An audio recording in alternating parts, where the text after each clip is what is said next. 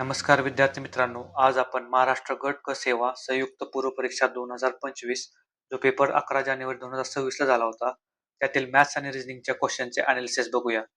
तर आपण पहिला क्वेश्चन बघूया. Question number 81. एका संख्येच्या 4 पंचमांश ही त्या संख्येच्या 60% पेक्षा 10 ने जास्त असल्यास ती संख्या कोणती? 4 पंचमांश जेव्हा आपण अपूर्णांकाचं रूपांतर पर्सेंटेज मध्ये करतो, 4 पंचमांश म्हणजे 80%. 80% आणि 60% यांच्यातील फरक 10 दिलेला आहे. याच्यातील फरक किती येतो? 20%. 20% बरोबर 10 दिलेला आहे, तर ती संख्या 100% असेल. याच्या हे 5 पट आहे. तर ती संख्या किती होईल 5 पट याच्या? 50 होईल. ऑप्शन क्रमांक 3 ही मेथड 1 झाली मित्रांनो. सेकंड मेथड, जर आपण एक्स म्हणून सोडवू शकतो याला. जर एक्स म्हटलं तर त्या संख्येच्या 4 पंचमांश विचारले. त्या संख्येचे 4 पंचमांश म्हणजे किती? 4x भागिले 5. याच्यातील फरक 60%. 60% म्हणजे किती असतं? जेव्हा आपण त्याचं अपूर्णांकात रूपांतर करतो तेव्हा ते येतं 3/5. 3x/5 is equal to 100 is equal to 10 येतं. तर हे आपण सोडवल्यानंतर 5 कॉमन निघेल, त्यांची वजाबाकी x येईल इज इक्वल टू 10. तर x बरोबर किती येईल? 50 येईल. नंबर नेक्स्ट, मिश्र धातू रेशोंची एकतर बेरीज, समान रेशो असेल तर बेरीज होते, बेरीज किंवा वजाबाकी केली जाते. त्याच्यामध्ये मिश्र धातू एकत्र केल्यामुळे बेरीज होणार 4/3 हा रेशो आणि 9/5 यांचा रेशो विचारले. बेरीज समान आहे का यांची? 4 आणि 3 7, 9 आणि 5 14 येते. तर नाहीये, बेरीज समान करून घ्यायची. 7 आणि 14चा लसावी किती येतो? 14 येतो. तर आपण याची बेरीज 14 येते, तर ह्याची बेरीज 14 करण्यासाठी याला दुप्पट करून घेऊ. 8, 8/6. जर ह्याची बेरीज झाली दुप्पट, तर सरळ सरळ रेशोंची बेरीज होणार 9 आणि 8 17 आणि 9 आणि 6 6 आणि 5 11. 17/11 उत्तर येईल याचं. सरळ व्याजाने 5,000 रुपयाची रक्कम 3 वर्षात 5,600 रुपये होते, तर व्याज दरात 3% वाढ केली तर याच मूळ रकमेचे 3 वर्षानंतरचे किती व्याज होईल? तर 5,000 रुपये आहे, तर त्याचं 3 वर्षात व्याज होते 5,600.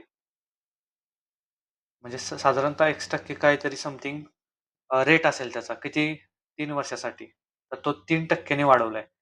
तर 3%, 5,000च्या 3% किती असतं? 150. असं किती वर्षासाठी? 3 वर्षासाठी. तर ते आलं 450. यांची जर बेरीज केली आपण 5,600 प्लस 450, तर ती येते 6,050. तर कोणताही फॉर्म्युला न वापरता फक्त हा व्यावहारिक गणित आहे. व्यावहारिक गणित असल्यामुळे याचं उत्तर 6,050 येईल. नंबर नेक्स्ट, 10 स्त्रिया एक काम 7 दिवसात पूर्ण करतात. 10 मुले तेच काम 14 दिवसात पूर्ण करतात. तर 5 स्त्रिया आणि 10 मुले तेच काम किती दिवसात पूर्ण करतील? या उदाहरणाला अनेक मेथडने सोडवता येतं, परंतु एकच मेथड ही सगळीकडे अप्लाय झाली पाहिजे अशी मेथड मी सांगतो. एकूण काम काढून घ्यायचं आणि कामाचा क्षमतेचा रेशो काढून घ्यायचा. 10 स्त्रिया एक काम, तेच काम दिलेलं आहे इथं. 10 स्त्रिया एक काम 7 दिवसात पूर्ण करतात, म्हणजे किती? 70 काम करतात. 70 वर्क वुमन. बरोबर. मुले किती आहेत? बॉईज. 10 मुले 14 दिवसात म्हणजे 140 बॉईज. तर यांचा रेशो जर काढला वुमन ॲज टू बॉय, हा 2:1 येईल. ओके. जर आपण वुमनची किंमत इथे टाकून बघितली तर एकूण 70 गुणिले 2 आलं. एकूण काम आलं 140. तर विचारले काय आपल्याला? 5 स्त्रिया. 5 स्त्रियांची क्षमता किती कामाची? 2 आहे, म्हणजे 10. आणि 10 मुले, 10 मुलांची क्षमता किती? 1. बरोबर 10. 10 आणि 10 20 झालं. भागिले 20 केलं आपण, तर उत्तर आलं 7 दिवस. अशा प्रकारे सोडवायचं याला. बघा.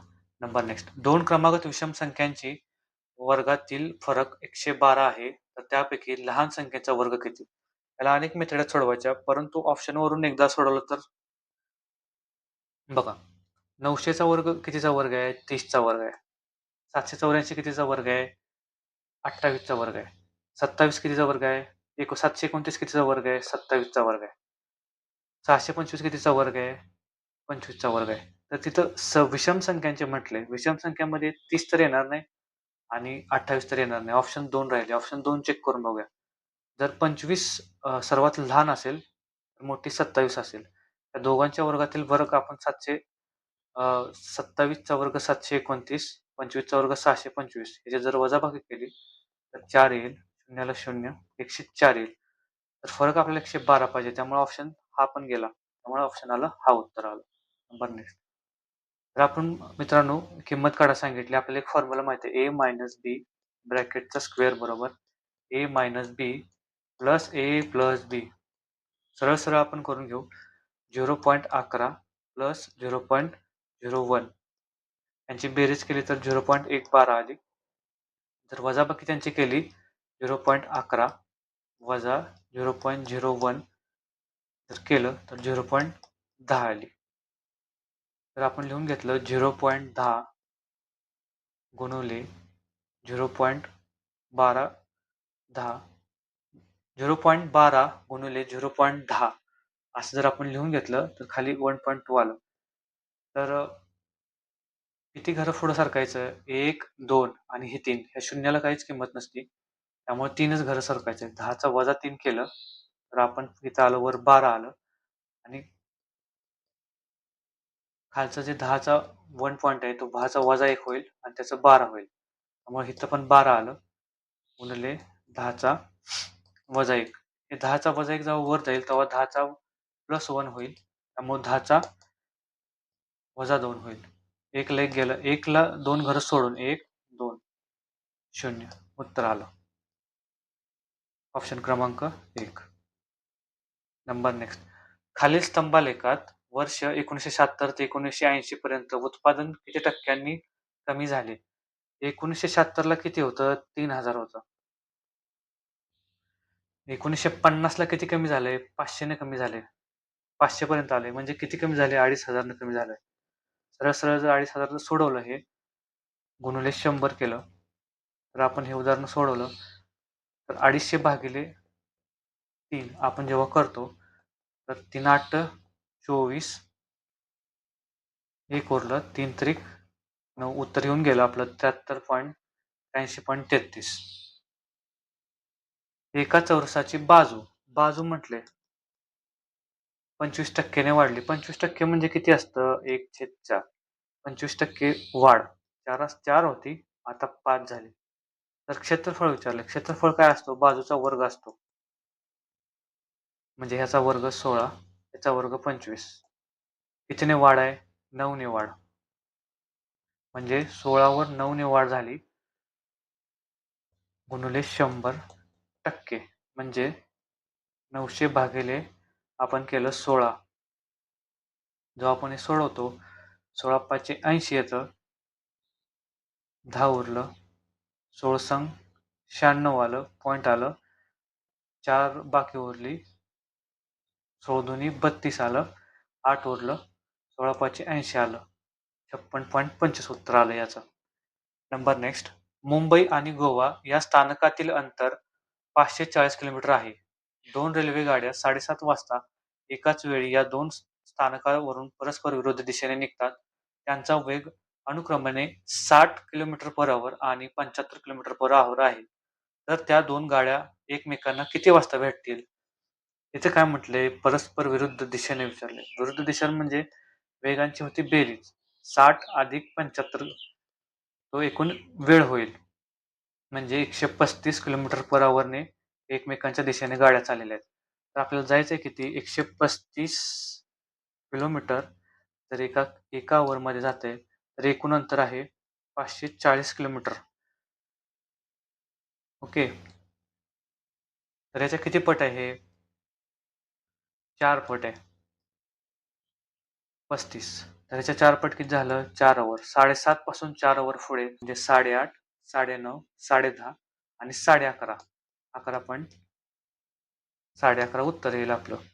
Number next. एक दुकानदार एका कपाटाच्या छापील किमतीवर 25% सूट देतो, तरीही त्यास 15% नफा होतो.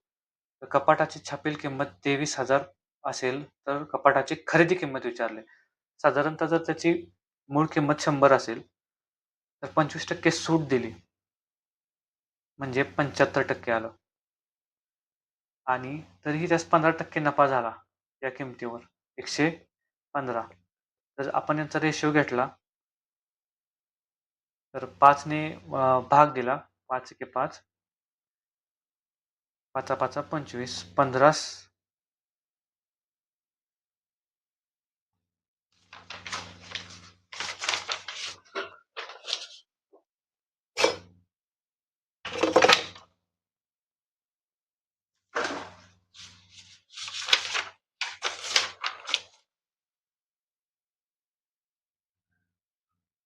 15 23 आलं. तर इथं काय दिलंय? छापील किंमत 23,000 दिली. 23,000 ला 23 लिहिलं तर 15,000 ला 15,000 येईल. उत्तर आलं 15,000. Number next. आधीच घरापासून उत्तरेकडे चालत होता. ठीक आहे. काही वेळानंतर तो उजवीकडे वळतो आणि थोडे पुढे जाऊन नंतर डावीकडे वळतो. 1 किलोमीटर चालल्यानंतर पुन्हा तो डावीकडे वळतो. 1 किलोमीटर चालला, डावीकडे वळतो. आता तो कोणत्या दिशेने चालत आहे विचारले. कोणत्या दिशेला चालत आहे विचारले. तर इकडे पूर्व, इकडे पश्चिम. उत्तर आलं पश्चिम. राम, श्याम व जॉन यांच्या 5 वर्षापूर्वीच्या वयाची सरासरी 16 वर्ष होती. तर 5 वर्षानंतर विचारलेले आहे. 5 वर्षापूर्वी त्यांच्या वयांची बेरीज किती असेल? गुणिले 3 असेल, म्हणजेच 48 असेल. तर 5 वर्षानंतर त्यांची वयांची जर आपण बेरीज केली तर 63 येईल. 63 येईल. आणि 5 वर्षानंतर जर आपण त्यांच्या वयांची बेरीज केली प्लस 15 करावं लागेल तर ती येईल 78. आता त्यांची सरासरी विचारली, भागिले 3 केलं तर ते येईल 26 वर्ष 5 वर्षानंतर. Number next. खालील दिलेल्या कोणता पर्याय अक्षरमालिका पूर्ण करेल विचारले. इथं 2A 1B, 3A 1B, 4A 1B, 5A 1B म्हणजे इथं A येईल. B A असं उत्तर पाहिजे. Number next. 3.75 अंकमालिका पूर्ण करायची. 3.75, 5, 6.25, 7.50. तर प्रेशरमध्ये ना वजाबाकी फास्ट होणं महत्वाचं आहे पेपरमध्ये. प्रत्येक ठिकाणी इथं 1.25 ची वाढ झाली सगळीकडे 1.25. तर उत्तर येईल 8.75 मध्ये जर आपण 1.25 ची ऍड केली उत्तर येईल 10.00 हे उत्तर असेल. तर पहिल्यांदा आपण फरक बघायचा, नंतर फरकाचा फरक बघायचा, नंतर पट बघायची आणि नंतर घातांक बघायचा पेपरमध्ये.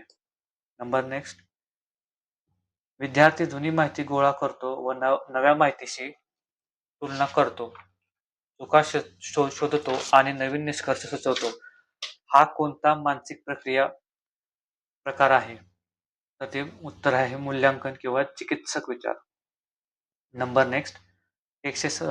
संख्या मालिकेतील प्रश्नचिन्हाच्या जागी कोणत्या संख्या येईल? 170, 197, 226, 257. इथं 170 म्हणजे हा 13चा वर्ग केला 169 प्लस 1 केलं तर येतं 169. तसंच इथं 14चा वर्ग केला प्लस 1 केलं 196 प्लस 1.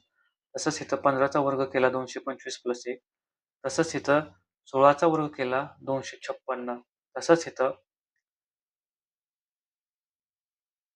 17चा वर्ग केला 289. 289 प्लस 1 केलं तर 290 उत्तर आलं. Number next.